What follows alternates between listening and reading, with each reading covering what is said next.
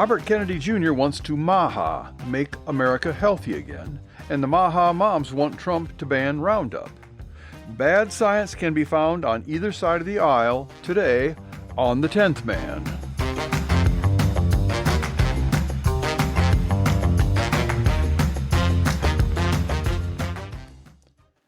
I was seated at dinner the other night near a woman who had just come from a seminar. Oh boy, had you now. She'd been to the mountaintop. And the speaker had been an entomologist who thinks that you are killing all of the bugs. And she was excited about what she had learned. The speaker had warned about lawn chemicals, especially Roundup. At first, she was talking mostly to the other people, especially the men in her party at the table. But every few minutes she turned to me, kept making eye contact, and "You shouldn't mow all of your property" was one of the things she said. Now, I'm acquainted with this woman, but she's never been to my house. She has no idea what I mow, and we have just over an acre, and we mow about a third of it. But that didn't slow her down. It never does with this type. She explained that Roundup runoff was damaging the ecosystems, addressing this, I think, to her father-in-law. And I mentioned softly that I think she's confusing Roundup with fertilizer, where runoff really is a problem. And I mentioned that glyphosate, when used properly, actually binds tightly to the soil and doesn't run off easily. And I learned this decades ago as a teenager when my Aunt Ruth was talking about this new product that came out and said, yeah, when it hits the ground, it's neutralized. And it's not quite neutralized, but pretty much. But that didn't slow her down. She insisted it's in the water supply, and then she delivered the real bombshell. Did you know, she said, they've actually stopped putting glyphosate in Roundup because it's so dangerous. And I said, well, I doubted that very much. And it's true. The speaker said so, she says. Well, Roundup now has become a brand name. It's not a single chemical compound anymore. It's been commercialized, so you can buy it at the home center. Most people had never heard of Roundup, let alone glyphosate, the active ingredient, within the last, before maybe 20 years ago. But I remember when it came out 40 or 50 years ago. And now some products labeled Roundup do contain glyphosate and others don't. And glyphosate is out of patent production, so others sell it. So you can find non-Roundup products that have the same active ingredient in it. And the only way to know is to read the label, which you should be doing. You should be knowing what chemicals you're putting on your plants, on your yard, on your fields, or whatever. So at this point, when I said that, her companion pulled out her phone and Googled it, and a moment later announced triumphantly, not everything labeled Roundup contains glyphosate, which is exactly what I had just said. So people don't really listen. And I don't know how much this bothers me, but it did remind me of something. I mean, we've all been here before, and a lot of the loudest arguments about Roundup, glyphosate, or other chemicals have very little to do with science. And lest you think this is going to be a partisan lecture, let me say science doesn't belong to one political party. It shows up anytime people start with a conclusion and then look for evidence to support it. Sometimes the left, sometimes the right, but very often it's someone looking for a cause. And progressives often reject science when it conflicts with environmental narratives, but conservatives have their blind spots too. And you can see this in parts of the old anti-vaccine movement, and this is some of the same people. And now, more recently, you can see it in parts of the Make America Healthy Again, Maha movement.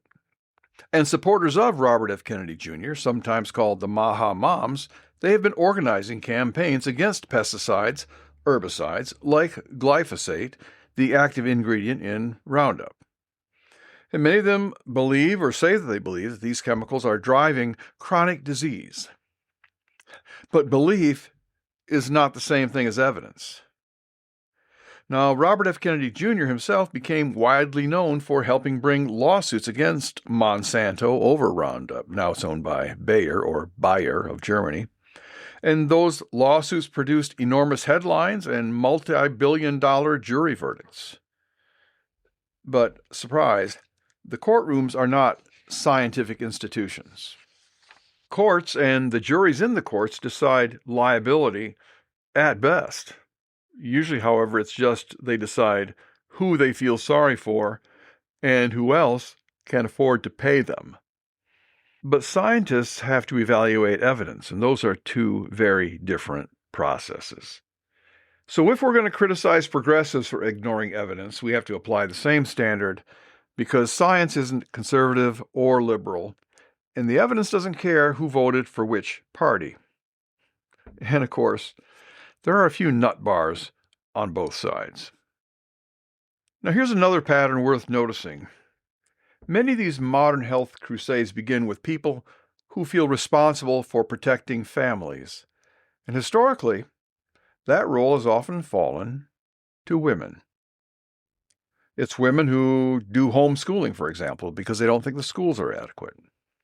Mothers monitor what their children eat. Mothers are often the first to raise alarms about potential health risks. They'll follow their instincts. My own wife took our child off a long-term prescription, and it turned out she was right. He could do without it. And that instinct can do enormous good. Some of the most important public health reforms in history began with exactly that kind of proactive, protective energy. But when that instinct meets incomplete information, it can also produce crusades that target the wrong problem. And that benefits no one. In these crusades, chemicals, whatever that word means, become villains. Products become symbols.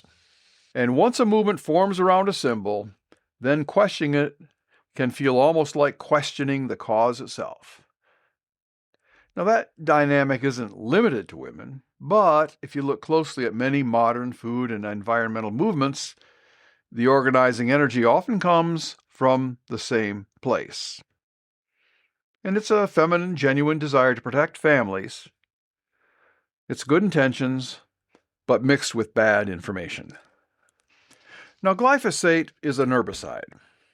Again, most people never heard of Roundup, let alone glyphosate, until it became controversial. Well, glyphosate's job is simple. It kills plants. But how this chemical works is truly amazing. Once you understand it, it's the equivalent of intrauterine heart surgery. It works by blocking something that's called the shikimate pathway.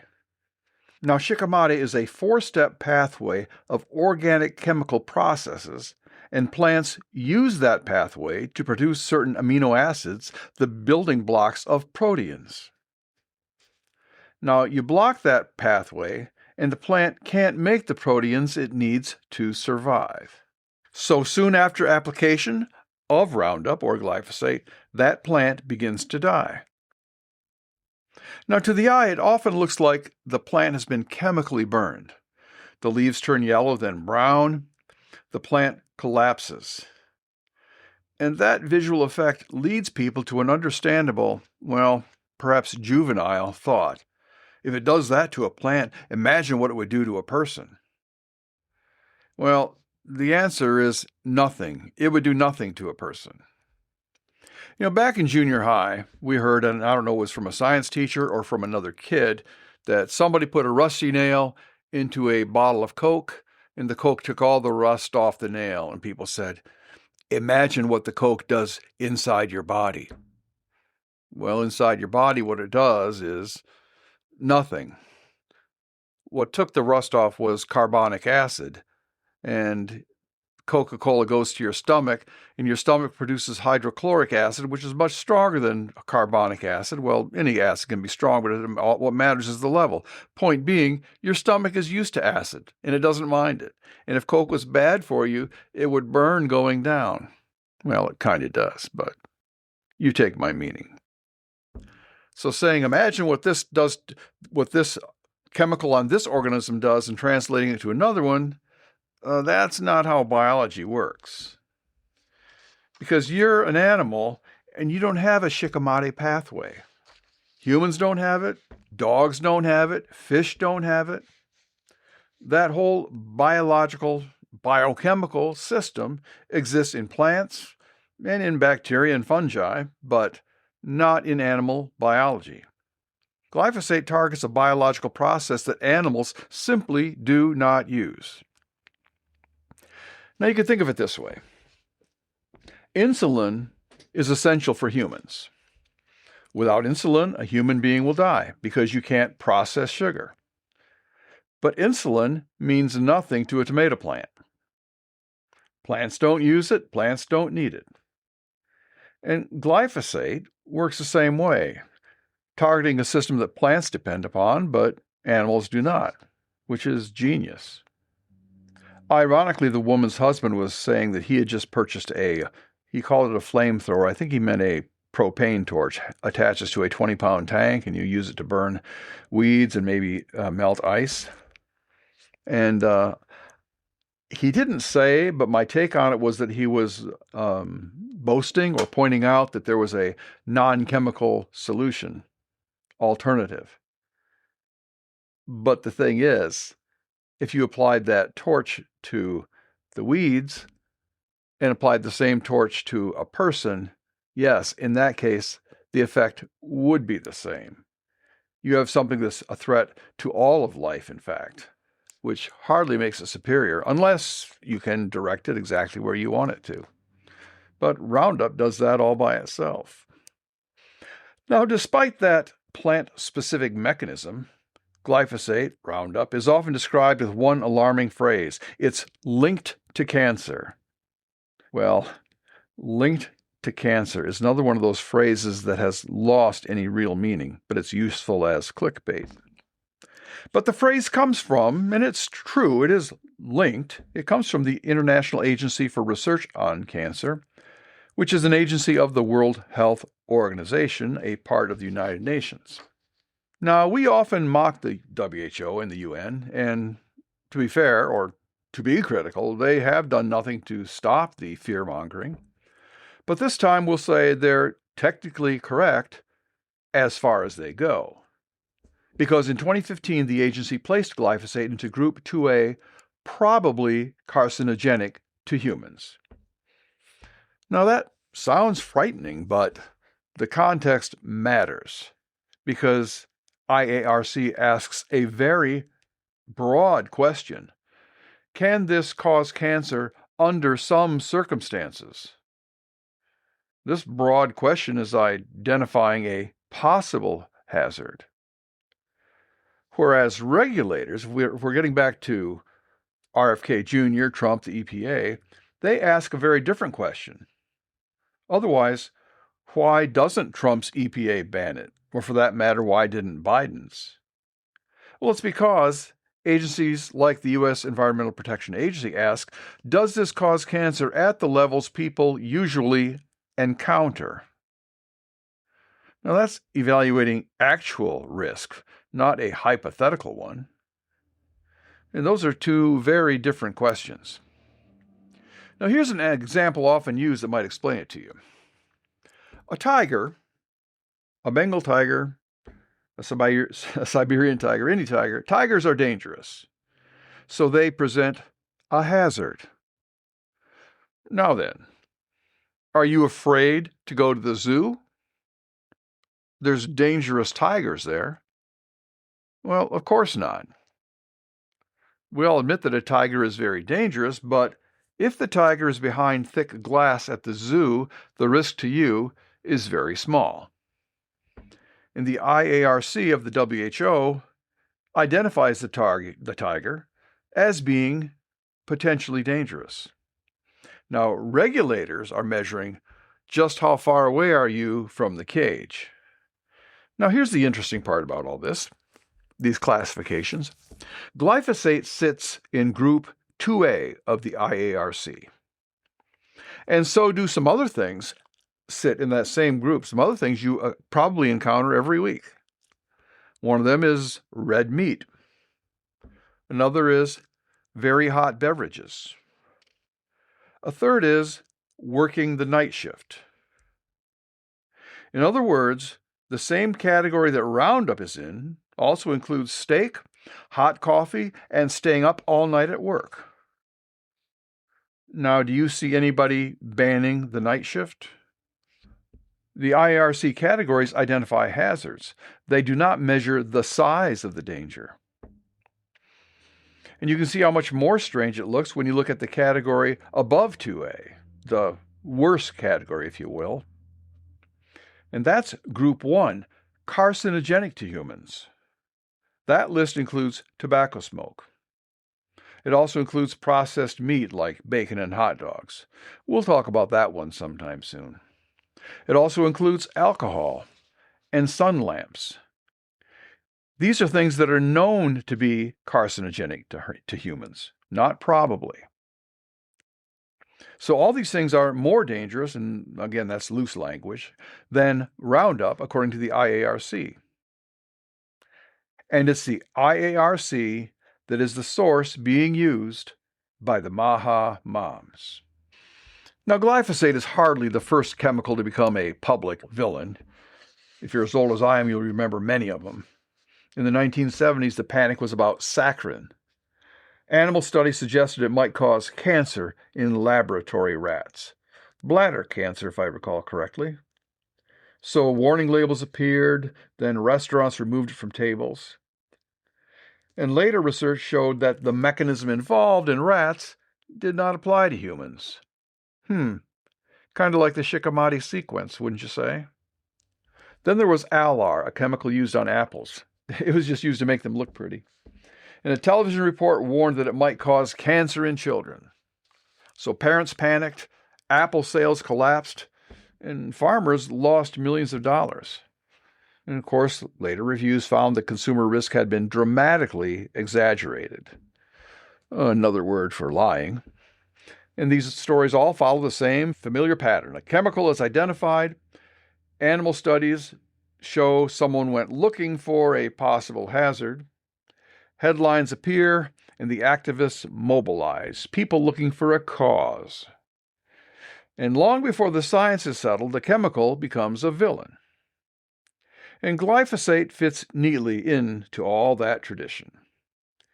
Because once the IARC classification appeared, headlines began describing Roundup as controversial. You'll see that word often in outlets like the New York Times, controversial. But in science, controversy means experts are divided. In the press, the word controversy is just meaningless clickbait.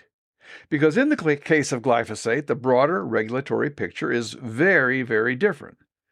As we said earlier, Roundup has been legal to use for decades. And the U.S. Environmental Protection Agency concluded glyphosate is not likely to be carcinogenic at typical exposure levels. Well, I'm repeating myself, but I wanted to throw in this part because you know what they say. It's the U.S. The U.S. is just reckless, right? Well, no. The European Food Safety Authority reached a similar conclusion. And so did Health Canada. So that tired slogan, hey, it's banned in the European Union, so why do we still use it in the U.S.? Well, that doesn't work. Because when regulators worldwide evaluate real-world exposure, the conclusions are remarkably consistent. And because of that, remember something else. Glyphosate is not some rare chemical used in tiny quantities. It's actually the most widely used herbicide in the world. And it's a good thing. We'll talk about that in a second. Because millions of tons have been applied globally since the 1970s. Farmers and agricultural workers have been using it for decades. So if glyphosate produced large cancer risks in normal use, wouldn't you expect that we'd have seen a clear population signal by now? But that signal has never appeared. So RFK Jr. and the Maha moms are either brilliant prophets of something that's yet to appear, or they're all just on the fringe. Now, there are some other illogical points we can make. Glyphosate isn't generally sprayed by suburban activists. It's mostly used by farmers. So if there are risks, the people most exposed are the applicators, the farmers themselves. They mix the chemicals, load the sprayers, work in the fields. But the people doing all the complaining aren't farmers and have no contact with the herbicide. I just said herbicide. So they could never be affected by contact with it. There's some other illogic. Over the years, I've known farmers who criticize chemicals used by other farmers. The dairy farmers criticize malathion in the orchards, and the fruit farmers blame Roundup on the field crops, and the corn farmers criticize BGT in cows. But the products they themselves use, they'll defend vigorously with very scientific explanations. So human nature hasn't changed much, and it pretty much crosses all strata. We all see risks clearly when someone else is taking them. But the thing about risk is that agriculture has always involved trade-offs. As I mentioned before, a good thing we have glyphosate, because before it became widely known, farmers relied on herbicides like paraquat. Paraquat is also extremely effective, but it's also highly toxic to humans. Not it could cause cancer with long-term exposure. Toxic? No, that's not what toxic means. Toxic as in, if it gets on you, you could die. And no one is saying that about Roundup. The chemical surfactants, the detergents really, and other additives to the solution, would probably do you more harm if you swallowed it than the glyphosate itself. I say probably, I believe it's true, but I'm not going to be the expert here. So when glyphosate arrived, many farmers saw it as an improvement. It was effective, it was affordable, it was safe, far less acutely toxic than herbicides it replaced. Paraquat in the 1990s, or was it 80s? 1990s, I think, was the most common means of suicide in Latin America. But that part of the Roundup story rarely appears in modern headlines. Stepping back from the chemistry, something larger is happening here. Modern society has developed an intense feminine anxiety about risk. Everything has to be chemical-free. Everything must be toxin-free. Of course, everything is a chemical, and toxicity is determined by the dose. But everything must promise a longer life, even though biology doesn't work that way. Cancer results from accumulated mutations as cells divide and age. So, if humans lived long enough, in my opinion, nearly everyone would develop cancer, eventually. If an accident or a heart attack doesn't get you, you will get cancer. And that means the goal cannot realistically be to eliminate every possible carcinogen. That would be impossible. The real question should be something different, not simply how long will we live, but how well can we live? Roundup is not magic, and it isn't poison. It's a tool. It's a tool with costs and benefits like every tool humans have ever invented. Science should always be questioned, but questioning science is not the same thing as rejecting it. And turning every scientific uncertainty into a moral crusade doesn't make the world safer. It just makes the conversation louder. The dinner conversation I had the other night wasn't really about Roundup. It was about something much more common, about people repeating things they've heard, confidently, passionately, and often without understanding the science behind them. Glyphosate may be controversial in the headlines, but controversy isn't the same thing as evidence. Sometimes it simply means the argument has been repeated often enough that it sounds like truth. And that's exactly when someone like you, needs to play the role of the 10th man. Thank you for listening.